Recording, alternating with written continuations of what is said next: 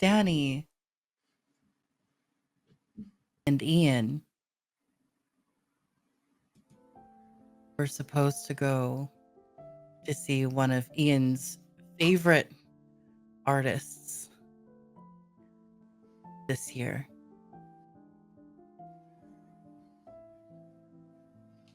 She looks down at an envelope containing 2 tickets and a binder next to this envelope with 2 tickets.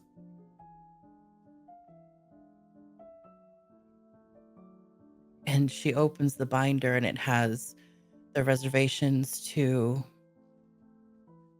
one of the nicest hotels and reservations to one of the best restaurants in the area. They bonded over this artist, not only because of their songs about love, but songs that were sad and about heartache. And they promised that the heartache would never be them, that they would never experience that together, that everything that they went through, they would get through, even if it was bad. But as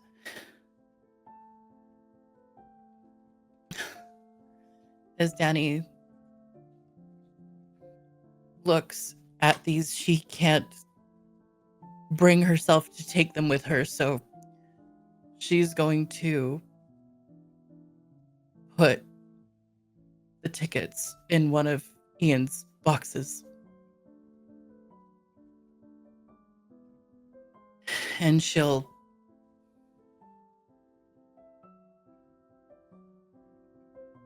just go back to packing.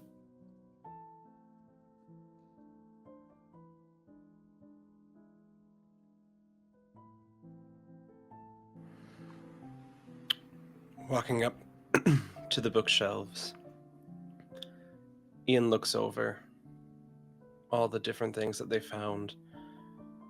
Sweet stories of cats dancing, and stories about people staying together, travel magazines of spots they thought they would go together. And then his eyes settle on 2 copies of Jurassic Park, one well-read and earmarked, one looks like it was barely touched. And he thinks back to when he handed it over to Dani the first time. Opens the one that's barely touched, pulls out a Sharpie pen as his phone number is still inside the cover after all this time. Crosses it off, takes the effort to go through multiple layers of ink so that even if somebody tried to read it, they wouldn't be able to find his number underneath all of the layers. And then he takes the copy of his and puts it in the donate pile, and puts Dani's copy in her own pile, thinking maybe one day she'll read it and get past the middle section. And then he returns back to where he was packing.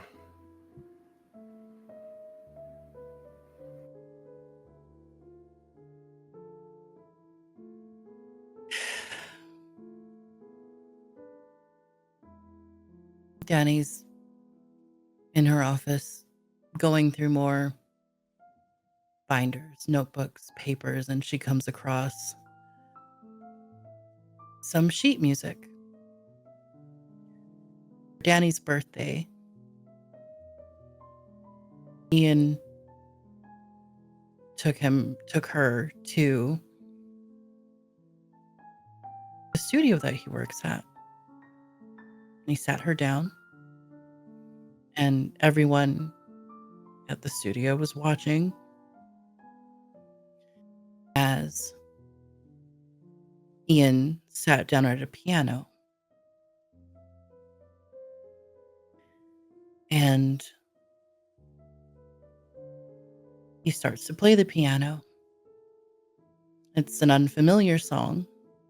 Dani doesn't recognize it.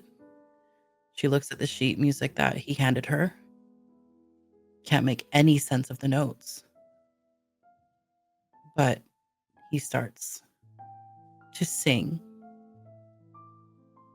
an original song that he wrote just for Dani.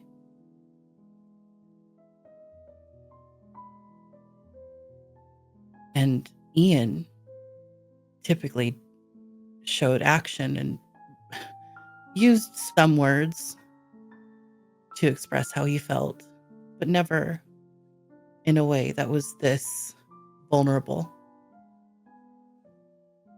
And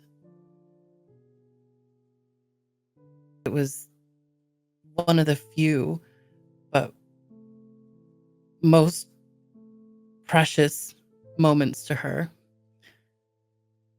And she thinks back to how everyone brought out balloons and cupcakes and sweet little things to celebrate a birthday that, even though Eoan didn't do much for his birthday, he still thought to do something for her.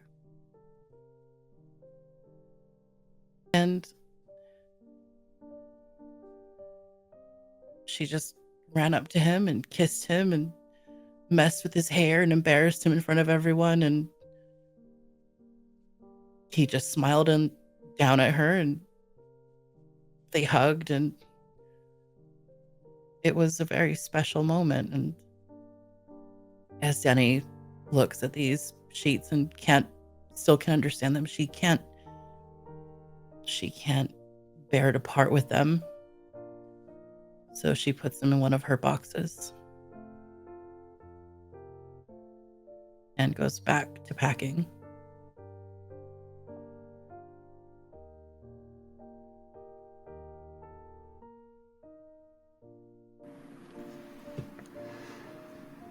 Clearing out one of the drawers, he finds an old necklace.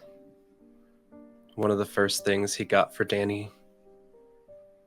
To him, it meant everything at the time, because it was the first gift he had ever gotten someone he cared about to that level. It's a simple necklace, bought around Valentine's Day. Small etchings of sapphire and ruby on a heart. Nothing he thought about more than purchasing at the time, but then seeing her light up when she got it, seeing the glow on her face when she wore it for the first time and looked behind in the mirror, and how it accentuated all the colors she liked to wear. At the time, it was the most beautiful necklace he had ever seen on the person he thought would be wearing it forever. And he stops for a second and wonders how it ended up in this drawer of things. Thinks back to the last time he even saw Dani wearing it, and tries to understand how they came so far from then. He looks down at it one more time, knowing that it's not his style, thinking that he could probably sell it for a bit, but that it wouldn't really be worth to sell. And then I think he realizes how many other people could have a chance to get the same joy from it, and he puts it in the donate pile.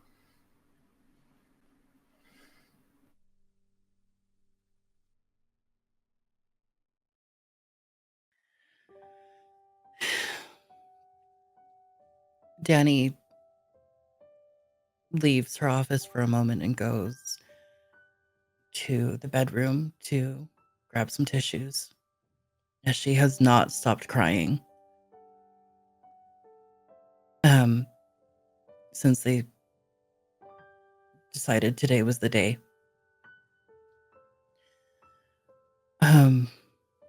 She goes to her nightstand and looks at it and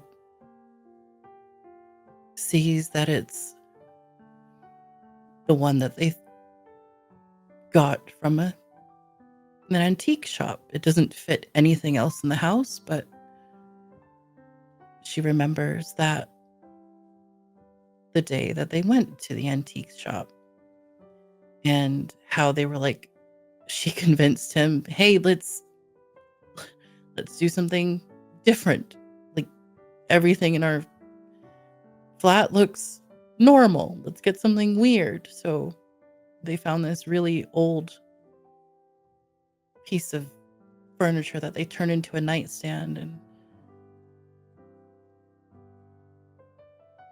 she painted it to look somewhat normal so that Ian wouldn't bring up the Christmas trees and the lights, and that was okay for her because, of course, she wants him happy, and she got him to go to the thrift store in the first place. The antique shop, and she made sure it was nice and it was pretty so that anytime Ian looked at it, he wouldn't pick on her, and um, she knew that it was always out of love, but in one of the drawers, she carved their initials like she does in everything. Um, but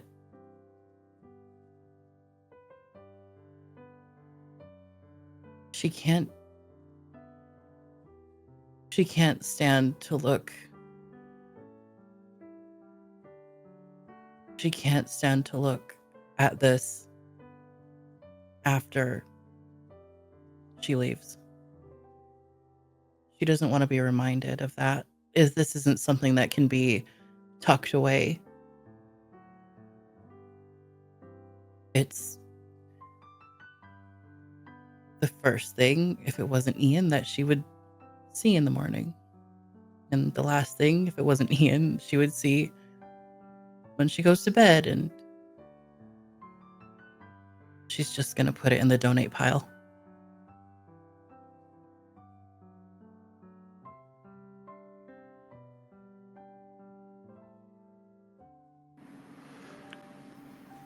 Going through the pile of clothes still on the floor from a few days ago, Ian's sorting out some pants and finds in it a box, a small box containing a ring that he had picked up the day of their fight.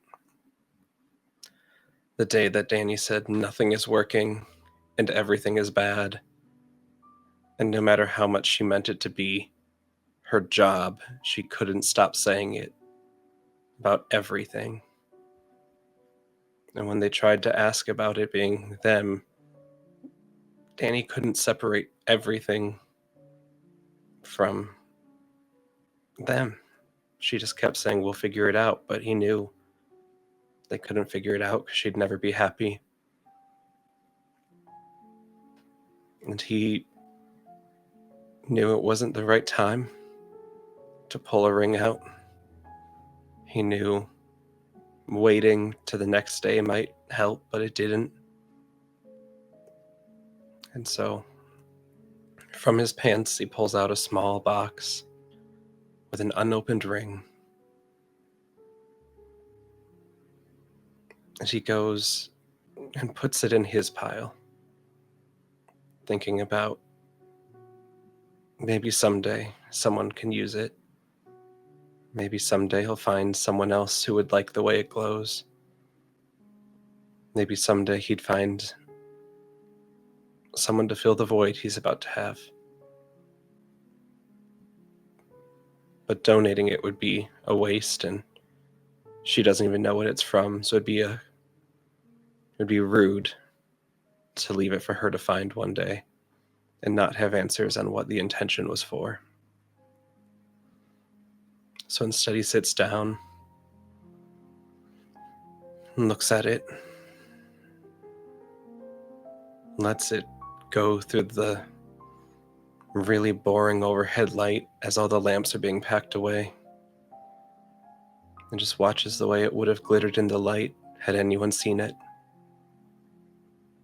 before closing the lid again, putting a ring back in the dark where it will benefit nobody and no one will know it's ever been there, and then hide it in the bottom of his pile.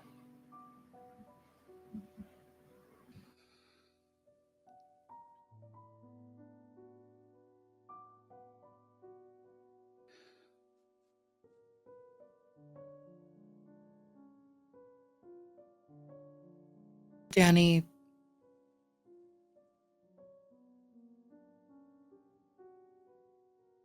steps into the kitchen for a moment to grab a glass of water. She looks up near the kitchen table and sees that there's a giant housewarming gift from her parents. And it's a giant spoon and fork, as is tradition in Filipino culture. They loved Ian so much that they wanted to share part of her culture with him.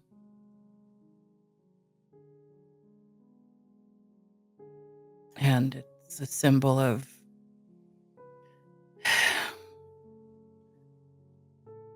the importance of family meals. It is a small token, but it was so big for them, as this is the first time Dani had ever moved in with somebody, and the first person that she brought home to her family. The first person she told them that she loved. And when she said they were going to be moving in together, they had dinner at her house and they presented them with these little gifts that might not mean anything to most people, but for them it was a really big deal that their daughter met someone that would accept her, match her energy with a calm to the wild that she was.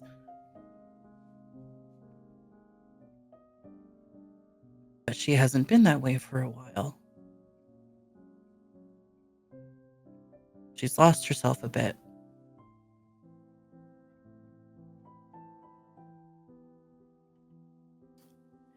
She picks up the gift from her parents and looks at the carving.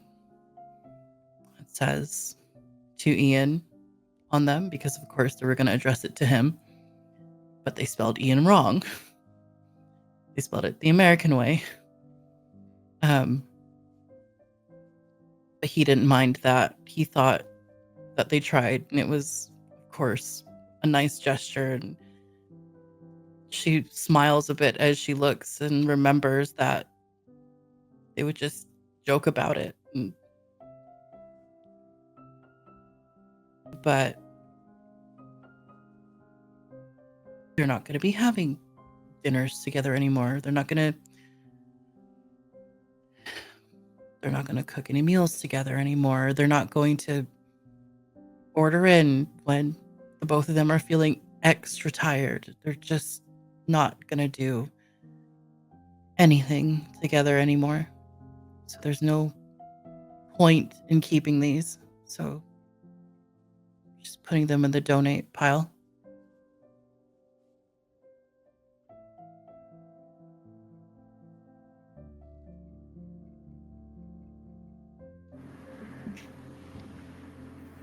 Ian comes upon a binder full of all the photos that they've taken together, that they've had printed out every time,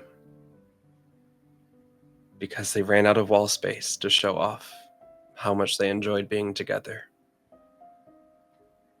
And so after a bit, they got a photo album where they could keep all of them in order from the start The first picture taken on that vacation down at the pier. The picture of them with a giant bear. A picture of the cabin that they stayed in with the joke underneath it that it would be their home where they retired. Pictures of kids at the museum. Pictures of the dinosaurs, of their first Christmas together. When they finally got to Halloween as Mermaid Man and Barnacle Boy. Pictures of them with their families. Pictures of them at his cousin's wedding, where she was standing up at the family picture with everyone else. Pictures of when they went out with their friends. That picture where Dani looks her happiest in front of her salon after it got a new facelift upgrade. More recently, pictures of each of them by themselves, out places. Pictures of the set he's working on. Pictures she sends people from back home from the office she's doing her remote work at. Pictures of them sitting on the couch that they send as a check-in in the family group chat. And just pictures that the others have taken of each other in their most candid, wanting to capture all of the images in the way that they saw each other. Eoan laying on a couch upside down, reading a book, and Dani yelling furiously at the TV when her favorite contestants are voted off. The light streaming in on an early morning when neither one is really waking up.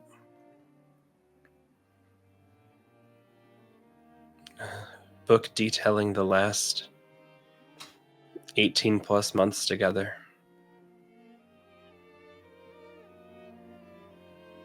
And he's not yet ready to get rid of it. Despite all of the memories, despite the fact that he might go through and destroy some of them later, he knows that at least one day one of the pictures will mean something to him again. And so he puts the photo album in his box and heads out to find the next item.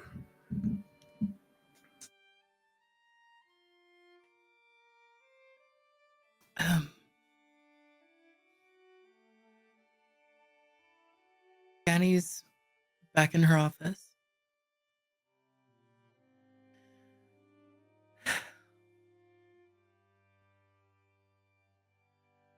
And next to her desk in the corner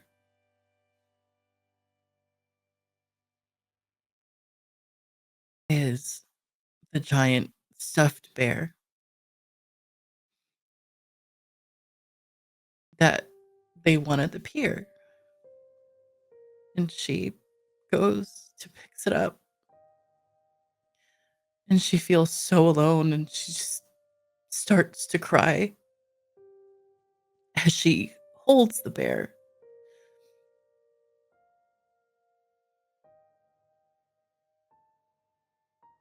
It was a very comforting feeling, but reminds her of the time that they were at the pier for Ian's birthday and how she convinced him to do one of those climb the ladder and ring the bell things where you're entirely horizontal and it was nearly impossible. Ian had to do it like 10 times and Dani was laughing the entire time. But through spite and determination, Ian managed to get it and he won it for her and he presented it to her like some knight who saved the princess, and it cost her $150, but in the end it was for his birthday and it didn't matter because they were together and they were happy, and it's their first big trip away. And as she looks at this bear, gets she's really sentimental about this bear. And she knows that she can't let it go, so she lets it stay. She puts it on her computer chair and moves on.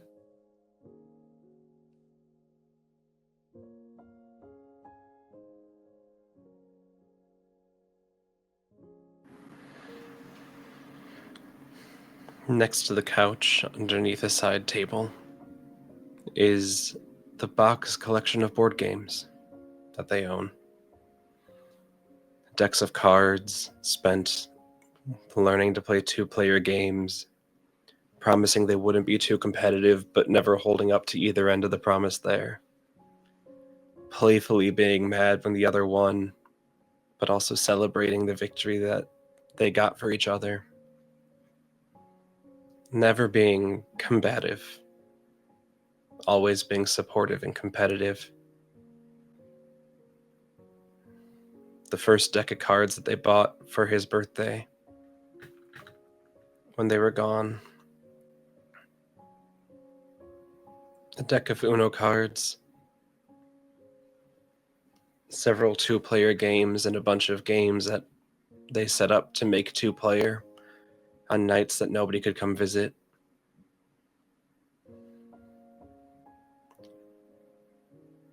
Ian pulls out one of the boxes and looks at it. It's a really old, faded version of Guess Who.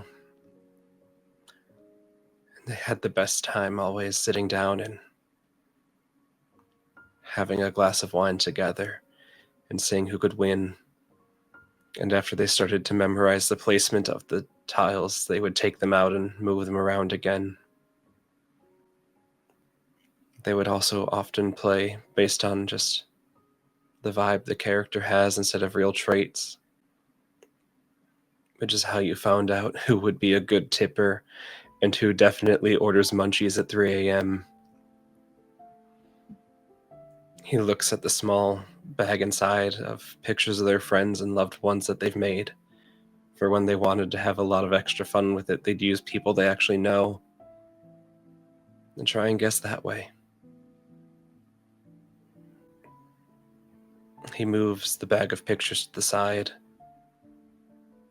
and underneath it sees the table plans that they had made for if they ever had wanted to throw a big party, trial run a wedding, who of their friends would sit well next to each other, and who should never meet because it would be chaos for all of them involved if these people ever found each other. He takes out the pictures of loved ones. He takes out the plans for the party that never would really happen, but now certainly never will. And he walks over and disposes of them.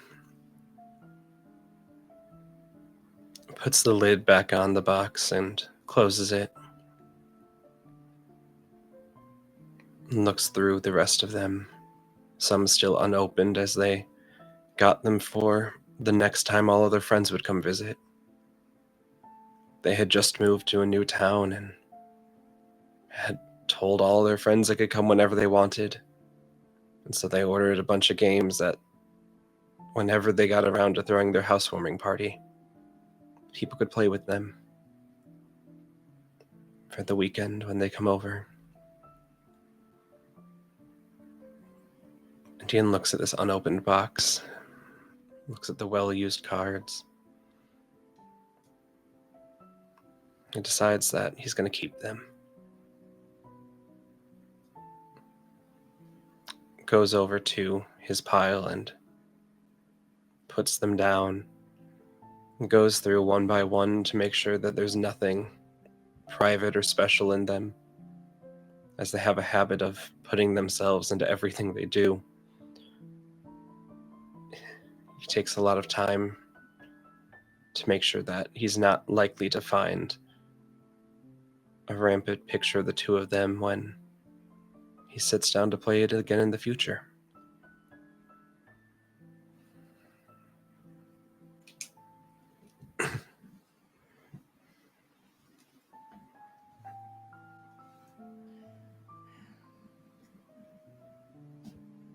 Dani needs some fresh air, so she just goes out to the outdoor area where they would typically have breakfast on weekends.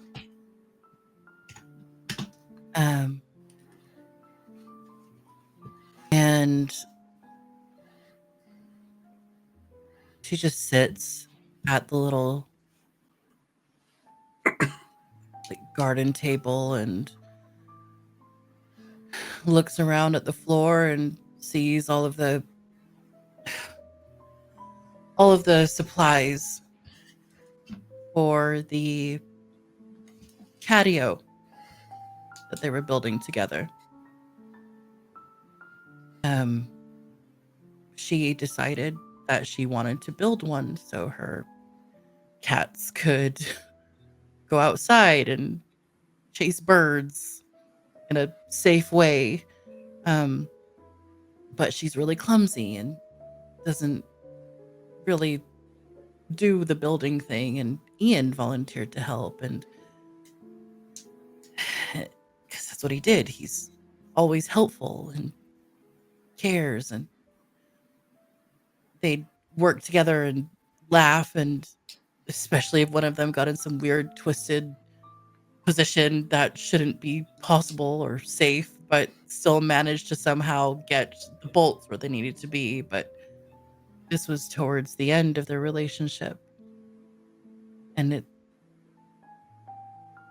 just, as the days went by, they just decided that maybe they should stop,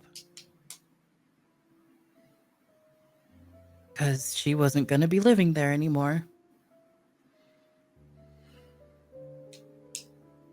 And there would be no point in continuing something if they weren't going to finish. So she's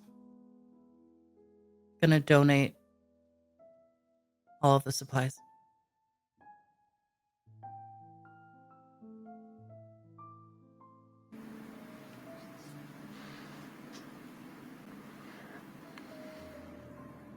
The last big item that needs to be sorted out is a box containing an 8.5-foot Christmas tree. A tree that barely fit in here. But Dani wanted it to touch the ceiling, to have the most amount of room possible, for both of them to have their half of it.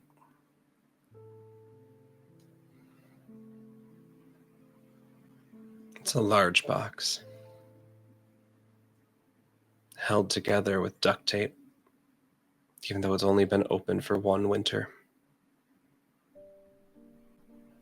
It's really hard to get it back together once you open it. Some things are just like that. Once opened, they can't truly be closed again.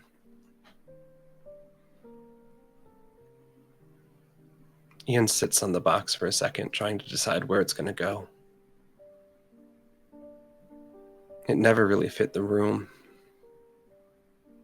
It would be pointless to keep it. But he also knows the size of the car Dani has to move back home. And it's not going to fit in there.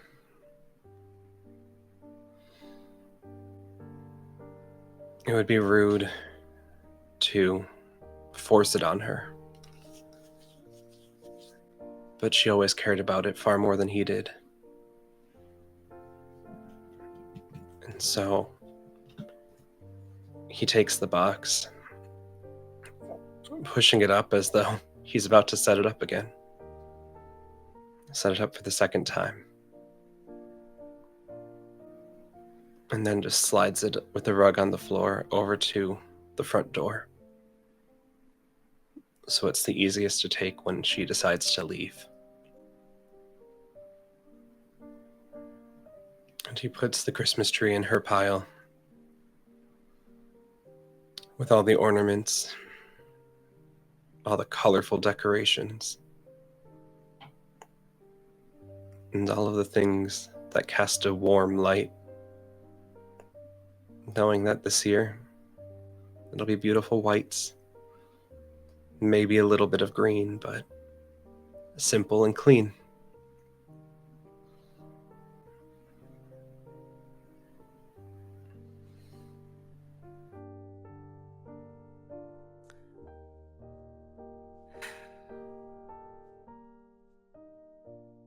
Danny looks over at the few things that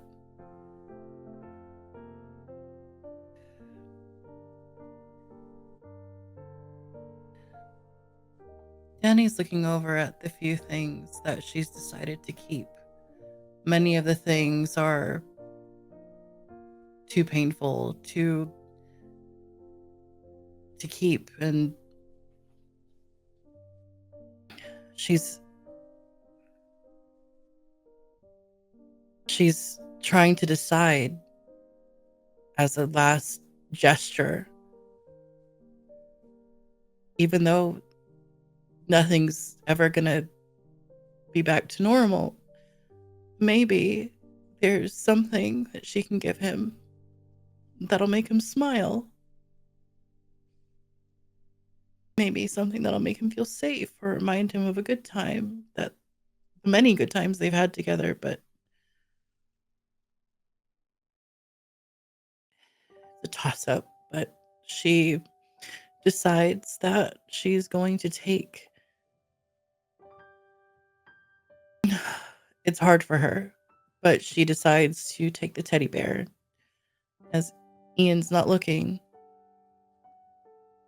If he's in another room or something, she takes the giant teddy bear and tucks it away underneath all of his things. So hopefully by the time that she leaves, he'll see it, and maybe it'll make him think of her. Maybe he'll smile. Maybe things can work out in the future. Maybe he'll keep it. Maybe he'll hug it. Maybe he'll think of her. Maybe it doesn't have to end. Maybe they can work things out, and he knows how much these things mean to her, but she can't part with the music. So she parts with the bear and keeps the song that he wrote for her. Because there will never be anything like it again.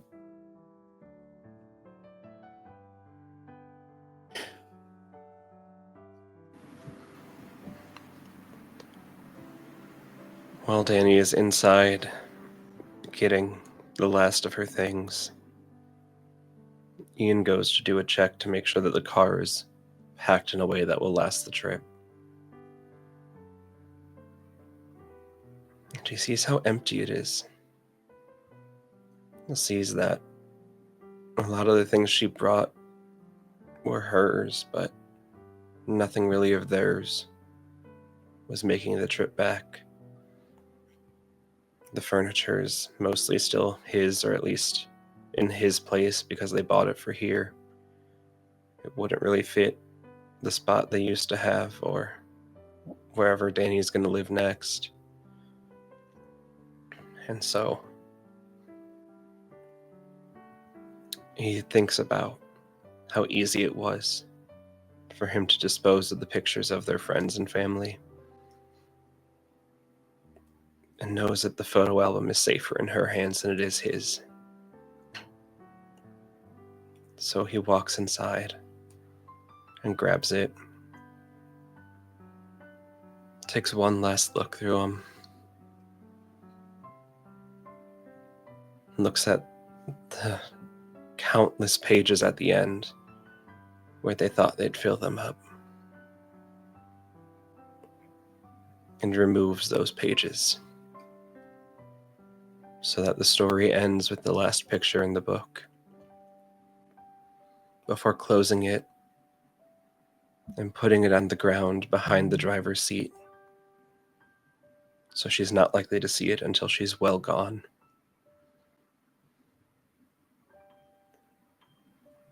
And he's aware that he'll never see the photos again, but he's okay with that.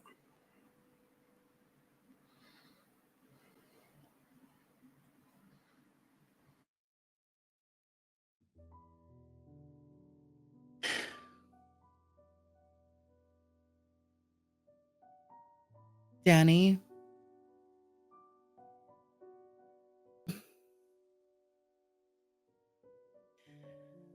does one last check around the flat, make sure that everything is where it needs to be. She can see Ian's just walked into his room, but can't bring herself to say goodbye because they've already said goodbye.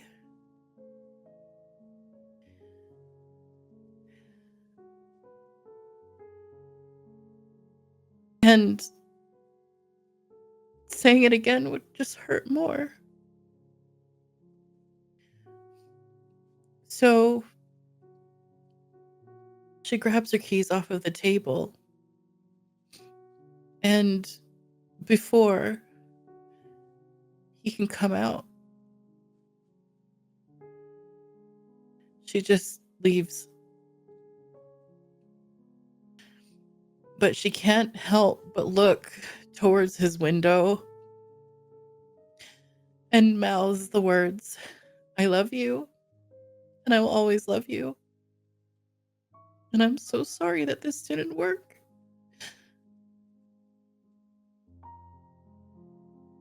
And she prepares herself for a long drive back to where she grew up, but a place that isn't her home anymore. As her home's always going to be with Ian. And that's where we leave Dani.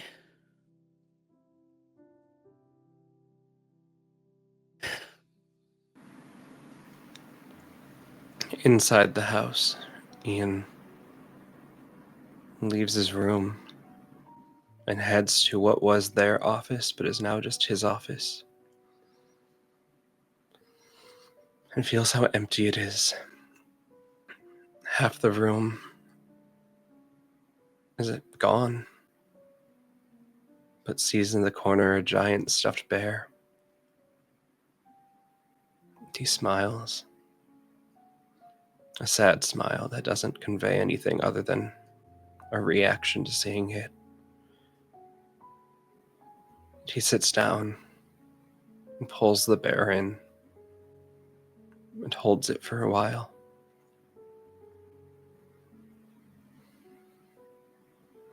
The time passes slow, so he can't really tell if it's an hour or seconds,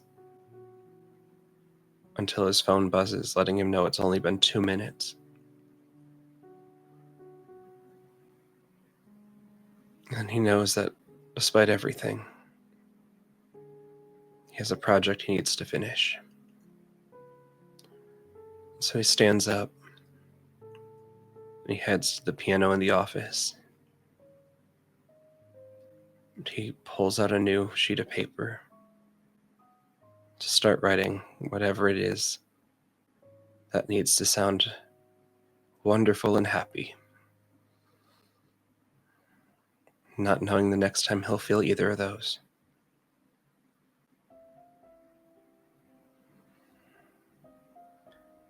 And that's the end of Ian's story.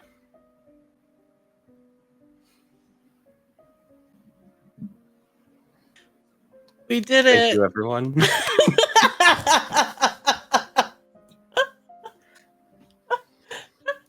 No. thank how you we doing, everyone Sean? for joining us on this journey. Whether you've been here for this episode or you've been here for all three, we appreciate it. Thank you especially to Rara for writing this game as well as the last Yes. game. You can find them on itch.io/Rara. It's story time, maybe. No, you get no compensation, chat. Thank you for the hydrate. What? Do we get some kind of compensation? No! Give us the compensation! None of you get compensation! But yeah, that has been our 3-part series of They Tried. Yeah, Gloria, who are you? Huh? Where can people find you? What do you have coming up? I don't even know anymore. I'm Gloria. I just suffered a breakup with Sean, so that's great. There's no character bleed. What? But also, Gloria, Glowpinkstah, Charm Party. I typically like to tell games, or tell stories that are fun and lighthearted, but I like to have moments where things hurt. Um, I'm playing more scary games this week. You're good? Yeah, I'm laughing because I'm about to promote that we're playing Phasmophobia on Friday.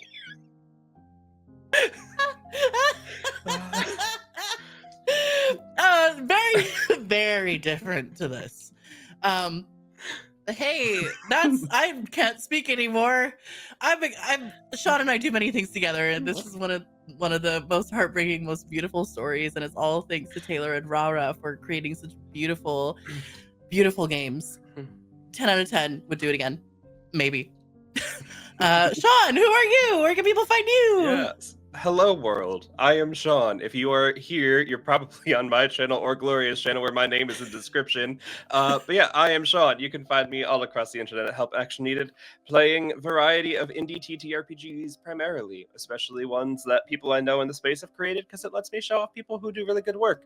If you like D&D done wrong because Sean refuses to run it as written, there's also a podcast you could listen to, which exists. It's also called Help Action Needed. It follows a bunch of different stories. Right now we're doing a series featuring Gloria called Down the Forest Road,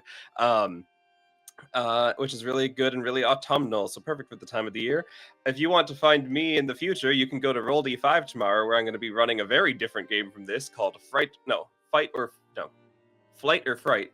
It's a game where you put on Halloween costumes and they slowly consume you if you use too much of their power. You can also find me on Friday over on Gloria's channel playing Phasmophobia for the first time, or on Saturday on Spunky Taylor, helping her with a massive 12-hour stream, raising funds just to, do the things that life is requiring these days, where we're going to be playing some voice-acted Ace Attorney, because it's really fun when we sit down and we give the characters really bad voices and just play through it. But that's me. Yeah. We're gonna go to our end screen and I don't find have some of the one. raids.